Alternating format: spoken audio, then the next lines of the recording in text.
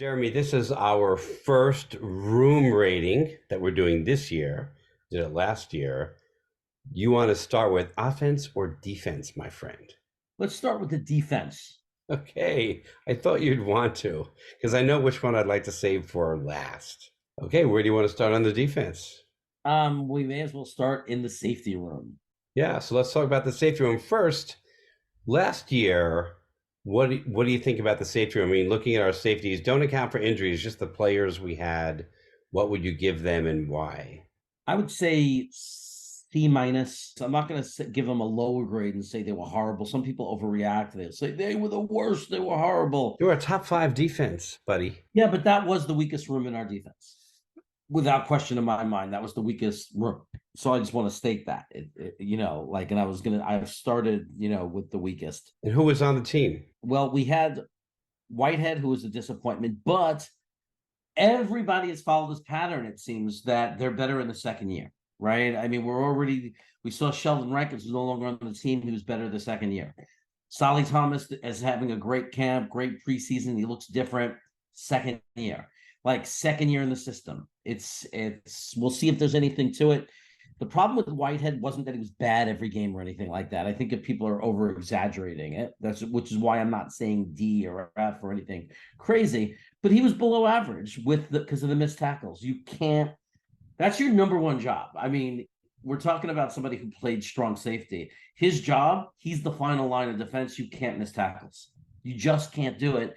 And it's annoying. It's very fixable because I think he was trying to live up to this reputation of being a hard hitter, and he seemed more focused on the big hit than he did on wrapping and making the tackle.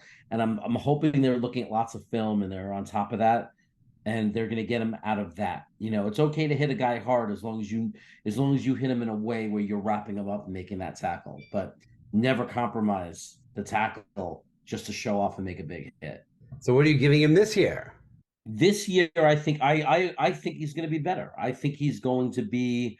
I don't think he's going to be great or a superstar, but I think he's going to be a B. I do think he can up it to a B because if you take away the missed tackles, improve his pass defense a little bit more, he easily is a much better player. And I think that the time in the system is what will make him better when he's asked to play pass defense. I think that's very high communication. You got to be very used to the system, very used to working with the other guys. Well, part of the room is who else is in the room. Yes, that's true. I was not happy with the other side of that unit in Joyner. He had a couple of big games. He had a little tiny 2 game run there where everyone was like, "Oh," but for the most part, he just he's just wasn't he just didn't know the position well. He was I understand why they kind of moved him to slot, like when he was with the Raiders.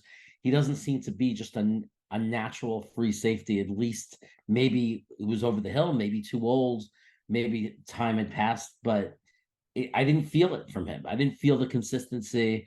I don't feel like he ever really got comfortable in the system. He was an aging guy, and I mean, I don't dislike him or anything, but I'm glad that we are moving on to younger blood. When you talk about the safety room last year, you're talking about Joyner and you're Whitehead. talking about Whitehead. That's it. But we also got hurt by some guys. I mean, Will Parks was awful. The play with Detroit when they ran that touchdown.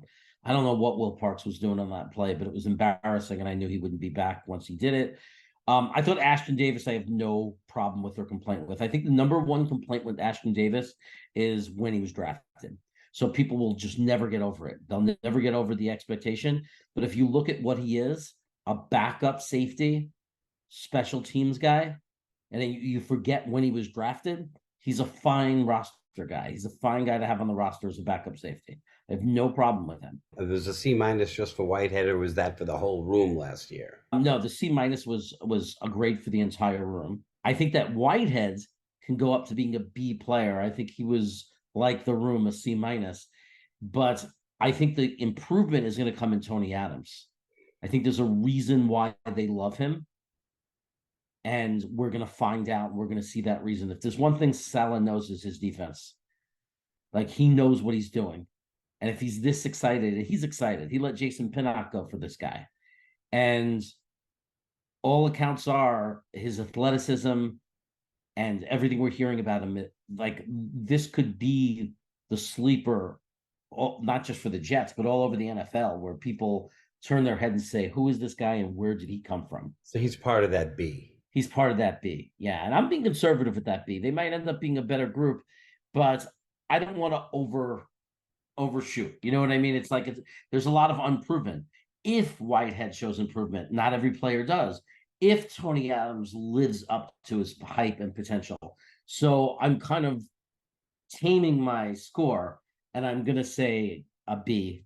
And I think part of what helps them is the rest of the defense. I think you look better. I think the entire defense looks better because of their defensive line, which we'll get to later. Yeah. All right. So there you have it. Safety room from a C- to a B. Go Jets. Yeah.